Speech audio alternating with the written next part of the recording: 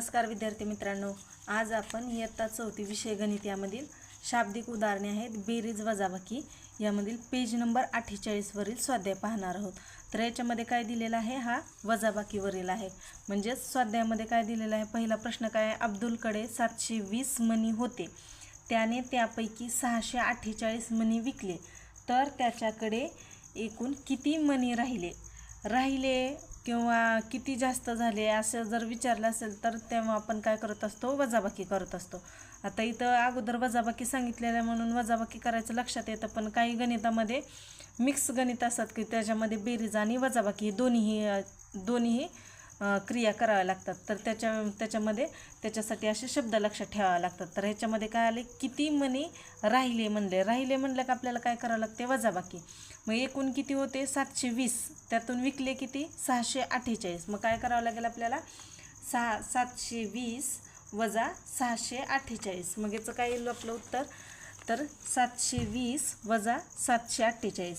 मग शून्यमधून 8 जातात का, नाही जात, त्याच्यामुळे एक हातचा इकडं राहील, इथं राहिले 1, इथं झाले 10। मग 10 मधून 8 गेले, 2 राहिले, 1 मधून 4 जातील का, नाही जाणार, म्हणजे 7। मग ह्या 7 मधून एक हातचा इकडं घ्यावा लागेल, इथं राहिले 6, इथं झाले 11। मग ह्या 11 मधून 4 गेले, किती उरले, 11 मधून 4 गेले 7, 6 मधून 6 गेले 0, मग किती उरले, 72। मग प्रत्येक ह्याच्यामध्ये जर शाब्दिक उदाहरणे असतील तर त्याच्यामध्ये ह्या संख्येबरोबरच इथे एक तुम्ही ओळ लिहायची शेवटी। तर त्यांनी काय म्हणलं, तर त्याच्याकडे किती मणी राहिले विचारलं होतं, तर मग इथं काय लिहायचं होतं, मग तर अब्दुलकडे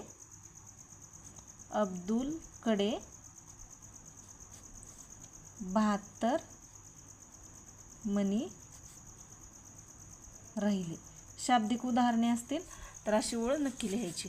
दुसरा प्रश्न काय, जोसेफने 6350 रुपयांची टेबले आणि 3800 रुपयांच्या खुर्च्या विकत घेतल्या, तर खुर्च्यापेक्षा टेबलांसाठी किती जास्त खर्च झाला। किती जास्त विचारलं, हा शब्द आला की ह्याच्यामध्ये वजाबाकी असते। म्हणजे किती होते, 6350 रुपयाची टेबले आहेत आणि 3800 रुपयाच्या खुर्च्या आहेत, म्हणजे टेबलाची किंमत जास्त आहे खुर्च्यांपेक्षा, म्हणून काय करावं लागेल, ह्या 6350 मधून आपल्याला 3800 वजा करावं लागेल।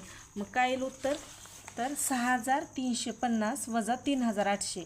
मग 0 मधून 0 गेले 0, 5 मधून 0 गेले, किती येणार, 5, 3 मधून 8 जातील का, नाही, म्हणजे इथं किती राहतील, मग 13। मग 13 मधून 8 गेले 5, आणि या हातचा एक इथं कमी होईल, 5 मधून 3 गेले 2, म्हणजे 2550। ही म्हणजे काय आलं आपल्याचं, तर खुर्च्यांपेक्षा टेबलासाठी किती जास्त खर्च झाला, तर टेबलांसाठी मग काय लिहायचं, 2000। टेबलांसाठी 2550 रुपये खर्च जास्त झाला। मग त्याच्यानंतरचे पुढचा प्रश्न आहे, राघवरावांनी 3587 रुपयाची बियाणे आणि 4655 रुपयाची खते विकत घेतली, तर बियाण्यांपेक्षा खतांवर किती जास्त खर्च झाला, म्हणजे या दुसऱ्यासारखंच आहे याच्या। तर मग काय करावं लागेल, सगळ्यात जास्त खतांवर झाला आहे आणि बियाणांवर कमी झालं आहे। मग काय करावं लागेल, 4650 मधून 3587 वजा करावं लागेल। मग 4000, तिसरं बघा इथं लिहिते मी, 4655 वजा 3587। मग 5 मधून 7 गेले, जाणार का, नाही, म्हणून इथं काय राहिले 15, इथं झाले 4। मग 15 मधून 7 गेले 8 येतील, आणि 4 मधून 8 जातील का, नाही, मग इथं राहिले 5, इथं होतील 14। 14 मधून 8 गेले 6, 5 मधून 5 गेले 0, 4 मधून 3 गेले 1, म्हणजे 1038। हा कशावर जास्त झालेला आहे, तर बियाण्यांपेक्षा खतावर किती जास्त झाला आहे। तर मग इथं शेवटी ओळ लिहायचे, तर बियाण्यांपेक्षा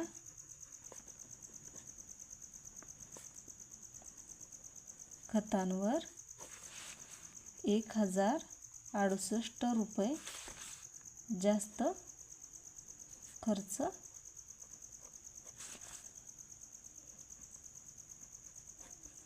झाला. मग त्याच्यानंतर पुढचा प्रश्न आहे, निशाच्या घराच्या वीज मीटरमध्ये 1 जूनला 3452 असे वाचन होते. 1 जुलैचे वाचन 3531 झाले, तर जून महिन्यात किती युनिट विजेचा वापर झाला? मग हे कळण्यासाठी आपल्याला काय करावं लागेल, 3531 मधून 3452 वजा करावं लागेल. तर याच्यामध्ये काय येईल, मग 3531 वजा 3452. तर 1 मधून 2 जातात का? नाही. मग इथं राहिले 11 झाले, इथं राहिले 2, 11 मधून 2 गेले 9, 2 मधून 5 जात नाहीत, मग इथं राहिले 4, इथं झाले 1, 12 मधून 5 गेले 7, 4 मधून 4 गेले 0, 3 मधून 3 गेले 0, म्हणजे किती? 79. तर जून महिन्यात किती युनिट विजेचा वापर झाला जून महिन्यात? तर मग काय, जून महिन्यामध्ये तर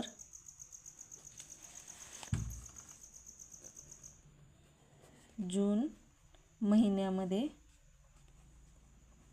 79 युनिटचा वापर झाला.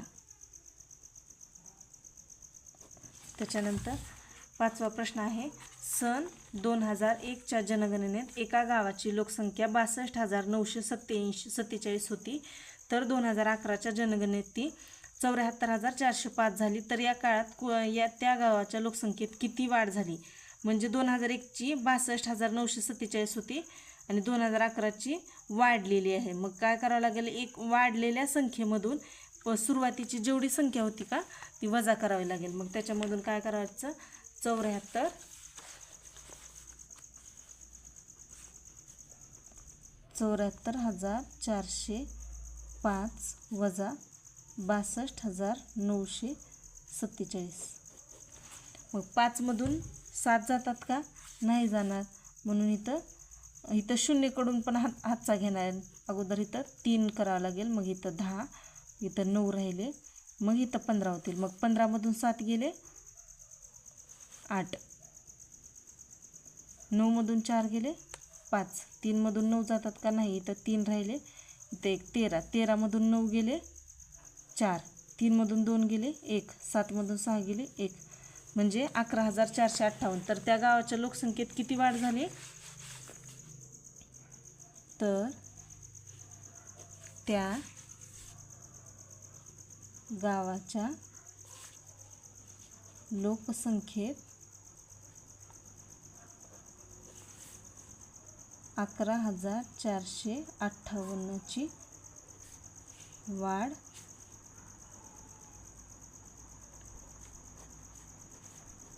झाली.